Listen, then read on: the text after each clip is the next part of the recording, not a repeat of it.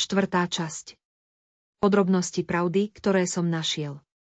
Žiadam vás, aby ste so mnou znášali bez váhania, kým vám týmto podrobne predstavím pravdu, ktorú som našiel a ku ktorej výskumníci doteraz nedokázali dospieť. Napriek tomu som si plne vedomý skutočnosti, že existuje toľko mylných predstáv o pravde, ktoré pramenia zo zámerného narúšania, nevraživosti alebo nespravodlivých a zaujatých predsudkov zo strany ľudí odmietajúcich dialóg, ktorých prípad je v tomto kontexte podobný prípadu modloslužobníci, ktorých cituje Svätý Korán. Nie, ale zistili sme, že naši otcovia konali takto. Svätý Korán 26:74. Argument uvedený v tomto koránskom verši už nie je platný, najmä v dnešnej dobe, veku vedomostí, keď sú informácie ľahko dostupné prostredníctvom množstva médií. Nemalo by tu teda byť miesto pre žiadne argumenty založené na nelogickom dedičstve. Pravda, o ktorej hovorím, bola hlavnou témou všetkých predchádzajúcich správ, ale bola odhalená po častiach kvôli skutočnosti, že predchádzajúce správy obsahovali špecifické učenia a zameriavali sa na konkrétne národy v ich príslušných časových obdobiach a platnosť týchto správ vypršala. Len vtedy, keď plne slúžili svojmu účelu alebo boli ovplyvnené skreslením. Naproti tomu pravda, ktorú som našiel, je dokonalá, pretože je určená celému ľudstvu, je platná vo všetkých časoch a miestach, uspokojuje všetky ľudské potreby a má odpovede na všetky otázky. Pravdu som našiel v knihe, ktorá pozýva ľudí, aby uctievali jedno božstvo, aby sa pri modlitbe pozerali rovnakým smerom a aby sa zjednotili ako jedno spoločenstvo. Pravdu som našiel v islamskom učení, ktoré nikto nie je nútený prijať, čo potvrdzujú nasledujúce verše zo Svätého Koránu. V náboženstve neexistuje nátlak. Svätý Korán 2:256. Volaj na cestu svojho pána s múdrosťou a spravodlivým napomínaním a uvažuj s nimi lepším spôsobom. Svätý Korán 16:125. Začnime teraz s podrobnou prezentáciou pravdy, pričom úplne neberieme do úvahy predsudky, ktoré pôsobia ako metúce faktory pravdy. Hľadačom pravdy sa láskavo odporúča, aby sa nenechali ovplyvniť činmi niektorých tzv. Moslimov, ako sú takfiri, exkomunikátori a vykonávatelia bombových útokov, ktorí sa neoprávnene dopustili zverstiev v mene islamu, náboženstva milosrdenstva, mieru a láskavosť. Tiež vás vyzývame, aby ste nepočúvali výzvy šíriteľov nenávisti, ktorí sa zlomyselne stavajú proti islamu a odvracajú ľudí od neho z bigotnosti a lojality k ich dedičstvu. Propagácia islamu bola umožnená jeho vzostupom na arabskom polostrove s jeho geografickou polohou v strede sveta a skutočnosťou, že je to miesto Allahovho domu Kába, ktorý dal postaviť prorok Abrahám, patriarchu prorokov, na znak toho, že všetky božské posolstvá zdieľajú jeden pôvod, Abrahámovskú vieru. V dôsledku toho sa toto miesto kvalifikovalo ako domov prvého vyhlásenia proroka Mohameda, pokoj a požehnanie Allaha s ním, o univerzálnosti islamu, ako naznačuje verš z Koránu, povedz, o Mohamed, o ľudstvo, skutočne som posol Allahov vám všetkým od neho, ktorému patrí nadvláda nad nebo a zem. Niet božstva okrem neho, on dáva život a spôsobuje smrť, verte teda Allahovi a jeho slovám a nasledujte ho, aby ste sa nechali viesť. Islam zistil, že Arabi boli ľudia, ktorí uctievali modly a pochovávali svoje malé céry zaživa. Odsúdil ich za to, že smútili a skrývali sa z dôvodu hanby, keď jeden z nich bol informovaný o tom, že splodil dieťa ženského pohlavia. Islam tiež zistil, že Arabi sú ľudia, ktorí konzumujú alkohol a praktizujú otroctvo. Otroctvo bolo bežnou praxou v mnohých spoločnostiach a malo dopad na mnohé rasy. Vrátane černochov, ale nie výlučne na nich, ako si mnohí ľudia myslia. Dôkazom toho, že otroctvo bolo rasovo neselektívne, je skutočnosť, že prominentné osobnosti ako prorok Jozef, prorokov spoločník, rímsky Šuajb, európskeho pôvodu, a prorokov spoločník Bilal Etiópčan, afrického pôvodu, boli v určitom okamihu svojho života zotročení. Jednou z bežných nesprávnych praktík medzi Arabmi je, že sa zvykli chváliť svojimi líniami. Keď bol medzi nimi vyzdvihnutý prorok Mohamed, pokoj a požehnanie Allaha s ním, začal tieto neduhy postupne napravovať tým, že ich najprv vyzval k uctievaniu samotného Allaha. Jeho prístup bol jemný, nezačal tým, že zničil ich modly alebo znevážil ich vieru. V reakcii na to sa vyhýbali uctievaniu modly a stali sa monoteistami, na čo ich prorok, pokoj a požehnanie Allaha s ním, naučil, že viera v predchádzajúcich prorokov, písma a posolstvá je základným článkom viery. Prorok, pokoj a požehnanie Allaha s ním, potom upriamil svoju pozornosť na ľudí knihy Židov a kresťanov a vyzval ich, aby uctievali jedného Boha, Allaha, ktorý nesplodil ani nebol splodený a ktorému sa nikto nevyrovná. V tomto ohľade všemohúci Allah hovorí vo Svetom Koráne. Povedz, ó, ľudia písma, dospejte k dohode medzi nami a vami, že nebudeme uctievať nikoho okrem Allaha a že mu neprisúdime žiadneho partnera a že nikto z nás nebude brať iných za pánov okrem Allaha. A ak sa odvrátia, povedzte, vydajte svedectvo, že sme to my, ktorí sme sa jemu odovzdali. Svätý Korán 3:64. Allah je stvoriteľ, ktorý nesplodil ani nebol splodený, pôvodca nebies a zeme. Ako môže mať dieťa, keď pre neho niet manželky, keď všetko stvoril a všetko si je vedomý? Taký je Allah, váš pán. Niet Boha okrem neho, stvoriteľa všetkých vecí, preto ho uctievajte. A on sa stará o všetky veci. Vízia ho nepochopila, ale on pochopil všetky vízie. On je potitul, uvedomelý.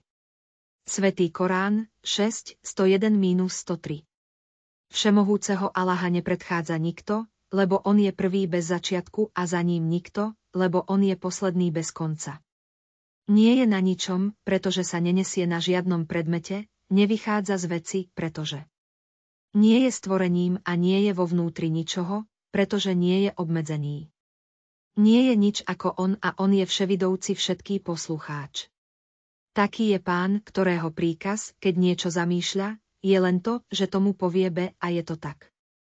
On je ten, ktorého žiadne stvorenie nemá právo pýtať sa na jeho činy, pretože sa ho nemožno pýtať na to, čo robí, vie všetko, kým stvorenia nevedia, stvoril nebesia a zem spravodlivo, predpísal milosrdenstvo, sám sa zdržiava nespravodlivého jednania, na základe svojho dovolenia volá do raja a odpustenia a nemá rád nevru voči svojim otrokom.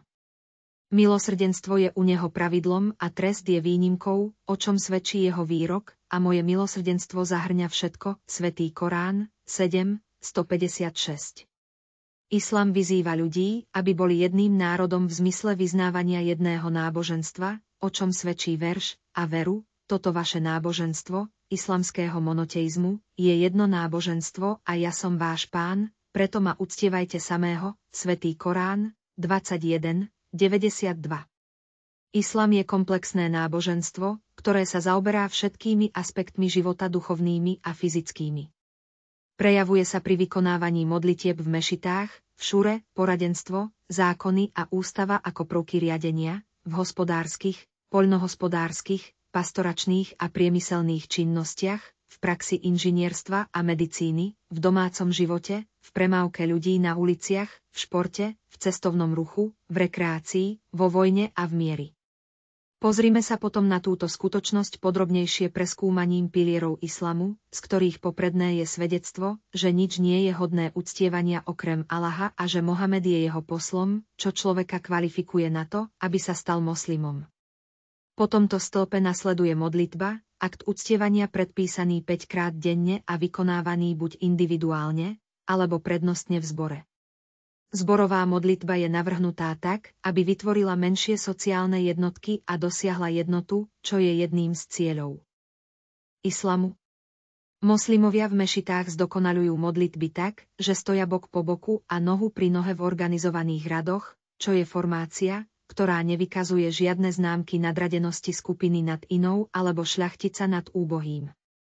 Podľa islamu je modlitba dodržiavané ako neoddeliteľná súčasť piatkových bohoslúžieb, ako aj dvoch festivalov, festival prerušenia pôstu a festival obetí, ktoré sú označené ako týždenné a každoročné príležitosti, pri ktorých sa moslimovia stretávajú, vymieňajú si blahoželania a uskutočňujú zmierenie, spolu hodovať, vymieňať si darčeky a navštevovať rodiny a priateľov.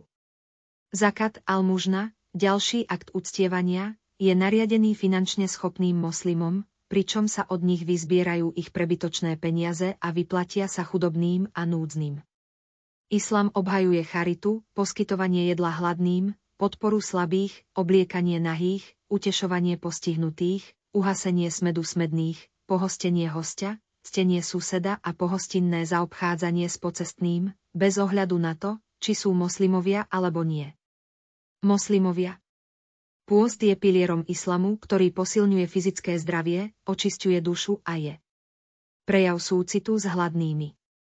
Púť v islame je príležitosťou, ktorá je svedkom najväčšieho zhromaždenia moslimov a funguje ako každoročná islamská konferencia, na ktorej sa zúčastňujú moslimovia rôznych výzorov, farieb a jazykov. Je to ukážka jednoty a praktická implementácia verša Koránu, ktorý hovorí: veriaci nie sú nič iné ako bratia, Svätý Korán, 49:10. Okrem bohoslúžieb, akými sú modlitba, almužna, pôst a púť, sa islám osobitne zaoberal témou pôvodu a vývoja človeka, pretože chvastanie sa rodmi bolo v minulosti medzi ľuďmi bežnou praxou. V tejto súvislosti Židia tvrdili, že sú deťmi a milovaným Božím ľudom. Všemohúci Allah vyvrátil ich tvrdenie slovami: nie, vy ste len smrteľníci jeho stvorenia. Svätý Korán 5:18. Allah tiež vyriešil otázku stvorenia človeka raz a navždy, keď hovorí: veru, stvorili sme človeka z produktu vlhkej zeme. Svätý Korán 23:12. Všemohúci Allah tiež stanovuje kritérium na rozlíšenie medzi ľuďmi, ktoré nie je založené na farbe alebo rase, ale skôr na dobrom správaní. Vo Svetom Koráne hovorí: ó, ľudstvo, skutočne sme vás stvorili z muža a ženy a urobili sme z vás národy a kmene, aby ste sa navzájom poznali. Lo najvznešenejší z vás, v očiach Allaha, je najlepší v správaní. Lo Allah je vedomý, vedomý. Svätý Korán 49:13. Prorok, pokoj a požehnanie Allaha s ním, zdôrazňuje tento bod ďalej hovorením: všetci patríte Adamovi a Adam bol stvorený z obyčajného prachu. Muž a žena sú si v tomto smere rovní. Allah hovorí: ó, ľudstvo, dávajte si pozor na svoju povinnosť voči svojmu pánovi, ktorý vás stvoril z jedinej duše a z nej stvoril svojho druha a z nich dvaja rozšírili množstvo mužov a žien. Svätý Korán 4:1.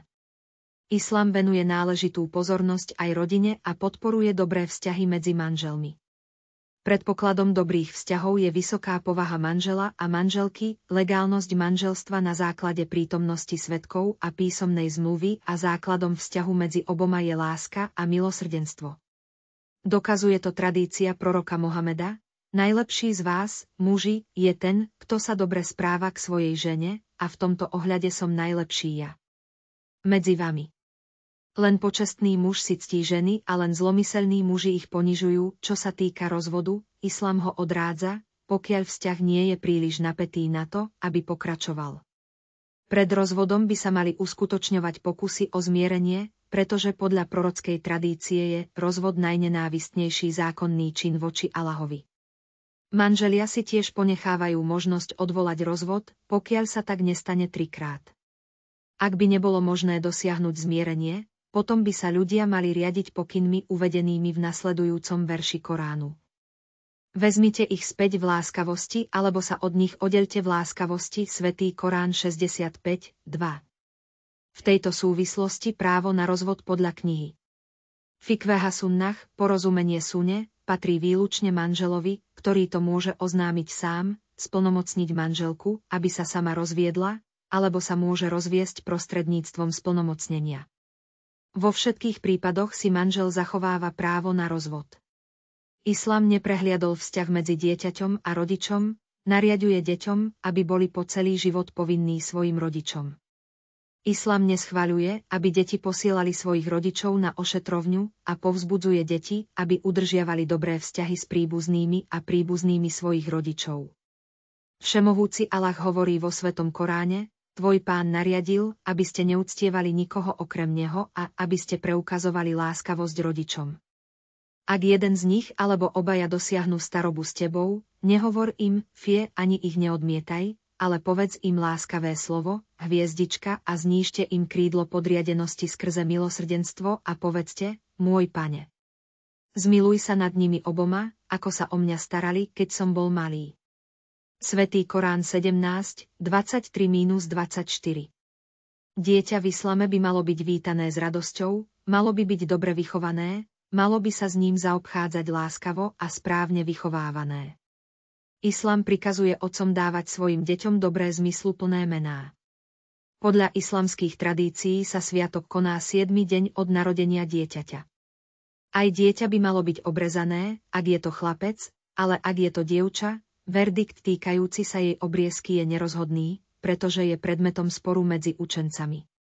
Súčasťou správnej výchovy detí v islame je potreba rodičov, aby deti spali v oddelených posteliach, keď dosiahnu vek 10 rokov. Čo sa týka osirelých detí, islám nabáda k starostlivosti a láskavosti k ním a k verne stráženiu ich majetku.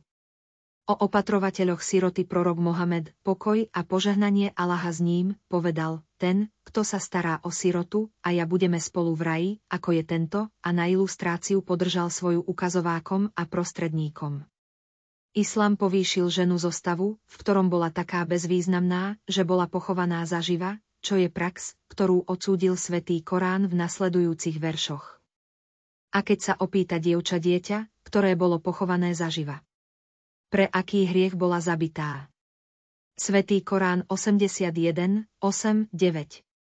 V tomto ohľade prorok, pokoj a požehnanie Allaha s ním, hovorí, starajte sa dobre o ženy.